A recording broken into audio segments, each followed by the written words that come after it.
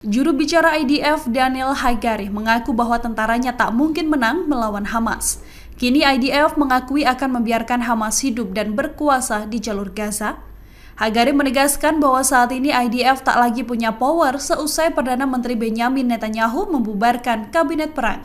Hagari menuturkan tujuan IDF untuk menghancurkan Hamas selama ini salah. Hagari juga menyebut bahwa jika pemerintah Israel tak mendapatkan pemerintahan alternatif pengganti kabinet perang, maka Hamas akan tetap ada di jalur Gaza dan mengakar di sana.